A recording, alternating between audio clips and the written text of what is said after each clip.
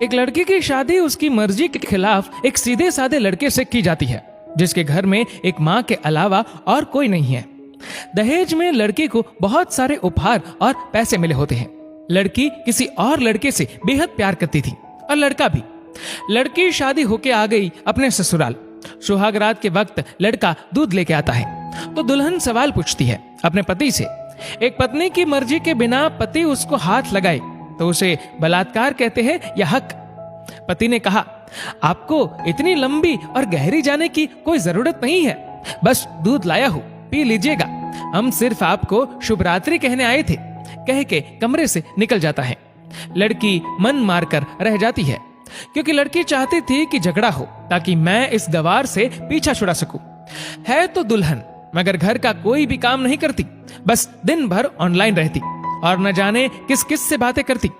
मगर उधर लड़के की माँ बिना शिकायत के दिन भर चूल्हा चौका से लेकर घर का सारा काम करती, मगर हर पल अपने होठों पर मुस्कुराहट लेके फिरती।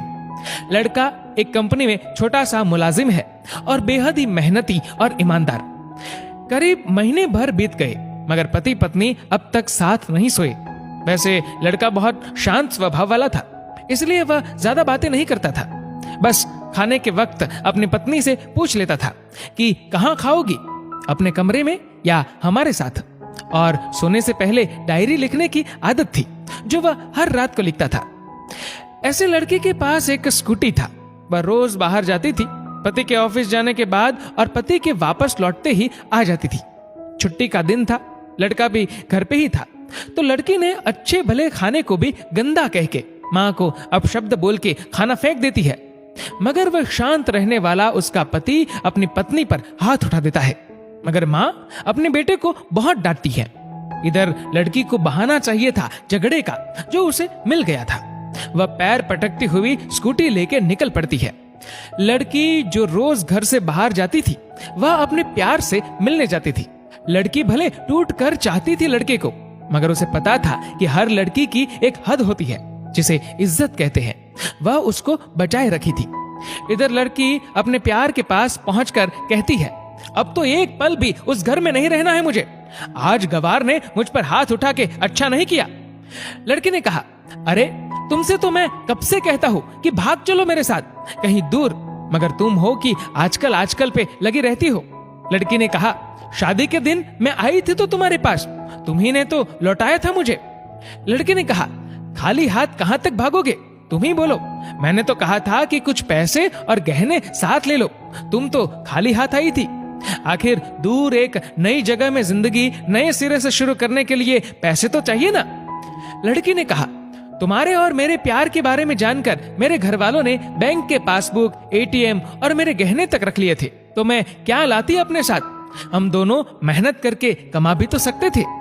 लड़के ने कहा, चलाकर इंसान पहले सोचता है और फिर काम करता है। खाली हाथ भागते तो ये इश्क का भूत 2 दिन में उतर जाता, समझी। और जब भी तुम्हें छूना चाहता हूँ, बहुत नखरे हैं तुम्हारे, बस कहती हो शादी के बाद। लड़की ने कहा, हाँ शादी के बाद ही अच्छा होता है ये सब, और सब तुम्हारा तो है।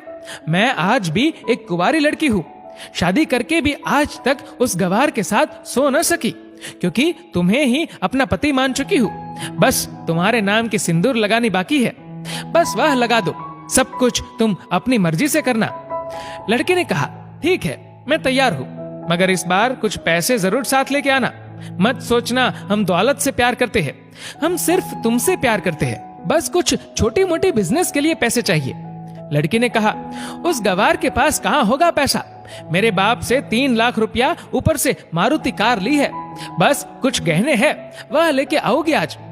लड़का लड़की को होटल का पता देकर चला जाता है। लड़की घर आके फिर से लड़ाई करती है, मगर अफसोस वह अकेली चिल्लाती रहती है, उससे लड़ने वाला कोई नहीं था। रात 8 बजे लड़के का मैसेज आता है व्हाट्सएप पे कि कब आ रही हो। लड़की जवाब देती है, सब्र करो, कोई सोया नहीं है, मैं 12 बजे से पहले पहुंच जाऊंगी क्योंकि यहाँ तुम्हारे बिना मेरी सांसें घुटती है। लड़के ने कहा, ओके जल्दी आना, मैं होटल के बाहर खड़ा रहूंगा, बाय। लड़की अपने पति को बोल देती है कि मुझे खाना नहीं चाहिए, मैंने बाहर खा लिया है, इसलिए मुझे कोई परेशान न करे। इतना कह के दरवाजा बंद करके अंदर आती है। कि पति बोलता है कि वह अलमारी से मेरी डायरी दे दो, फिर बंद करना दरवाजा, हम परेशान नहीं करेंगे। लड़की दरवाजे खोले बिना कहती है कि चाबियां दो अलमारी की। लड़के ने कहा, तुम्हारे बिस्तर के पैरों तले है चाबी। मगर लड़की दरवाजा नहीं खोलती, बल्कि जोर जोर से गाना सुनने लगती है। बाहर पति कुछ देर दरवाजा पीटता है, फिर हार कर लौट जाता है। लड़की ने बड़े जोर से गाना बजा रखा था। फिर वह अलमारी खोल के देखती है जो उसने पहली बार खोला था, क्योंकि वह अपना सामान अलग अलमारी में रखती थी। अलमारी खोलते ही हैरान रह जाती है। अलमारी में उसके अपने पासबुक, एटीएम कार्ड थे जो उसके घर वालों ने छीन के रखे थे। खोल के चेक किया तो उसमें वह पैसे भी ऐड थे जो दहेज में लड़के को मिले थे, और बहुत सारे गहने भी जो एक पेपर के साथ थे, और उसकी मिल्कियत लड़की के नाम थी। लड़की बेहद हैरान और परेशान थी। फिर उसकी नजर डायरी में पड़ती है और वह जल्दी से वह डायरी निकाल के पढ़ने लगती है। लिखा था, तुम्हारे पापा ने एक दिन मेरी माँ की जान बचाई थी अपना खून देकर। मैं अपनी माँ से बेहद प्यार करता हूँ, इसलिए मैंने झुककर आपके पापा को प्रणाम करके कहा कि आपका यह अनमोल एहसान कभी नहीं भूलूंगा। कुछ दिन बाद आपके पापा हमारे घर आए, हमारे तुम्हारे रिश्ते की बात लेकर, लेकिन उन्होंने आपकी हर बात बताई हमें कि आप एक लड़के से बेहद प्यार करती हो। आपके पापा आपकी खुशी चाहते थे, इसलिए वह पहले लड़के को जानना चाहते थे। आखिर आप अपने पापा की प्रिंसेस जो थी, और हर बाप अपने प्रिंसेस के लिए एक अच्छा ईमानदार प्रिंस चाहता है।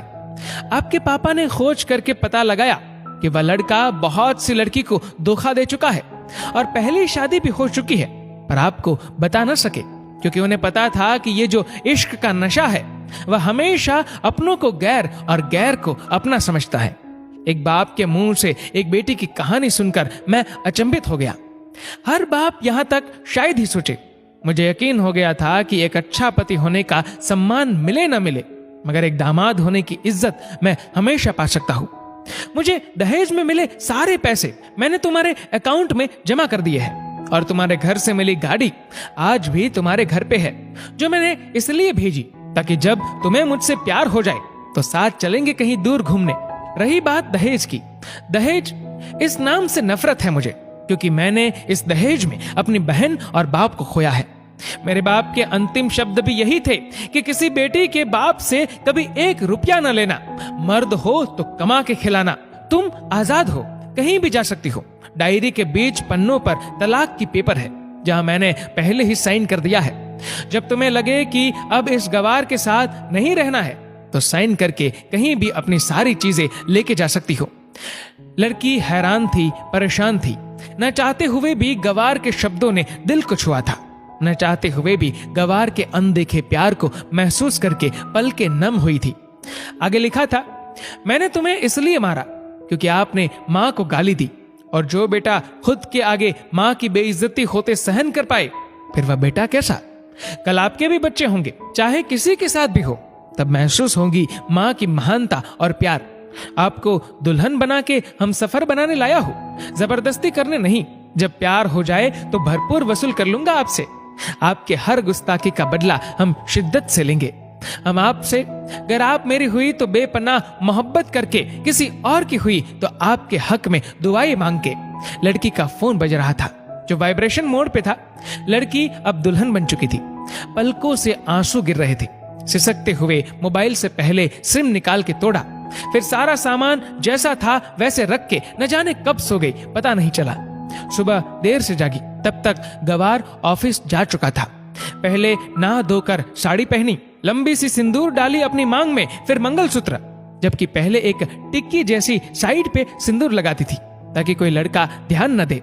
मगर आज 10 किलोमीटर से भी दिखाई दे ऐसी लंबी और गाढ़ी सिंदूर लगाई थी दुल्हन ने। फिर किचन में जाके सासू माँ को जबरदस्ती कमरे में लेके तैयार होने को कहती है, और अपने गवार पति के लिए थोड़े नमकीन, थोड़े हलवे और चाय बना के अपनी स्कूटी में सासू माँ को जबरदस्ती बिठाकर, जबकि कुछ पता ही नहीं है उनको कि बहू आज मुझे कहाँ ले जा रही है, बस बैठ जाती है। फिर रास्ते में सासू माँ को पति के ऑफिस का पता पूछकर ऑफिस पहुंच जाती है। पति हैरान रह जाता है पत्नी को इस हालत में देखकर। पति ने कहा, सब ठीक तो है ना माँ? मगर माँ बोलती, इससे पहले पत्नी गले लगाकर कहती है कि अब सब ठीक है, I love you for ever. Office के लोग सब खड़े हो जाते हैं तो दुल्हन कहती है कि मैं इनकी धर्म पत्नी हूँ, वनवास गई थी, सुबह लौटी हूँ। अब 1 महीने तक मेरे पतिदेव ऑफिस में दिखाई नहीं देंगे। ऑफिस के लोगों ने कहा क्यों? तब दुल्हन ने कहा क्योंकि हम लंबी छुट्टी पे जा रहे हैं साथ साथ। पति ने कहा पागल? दुल्हन ने कहा आपके सादगी और भोलेपन ने बनाया है।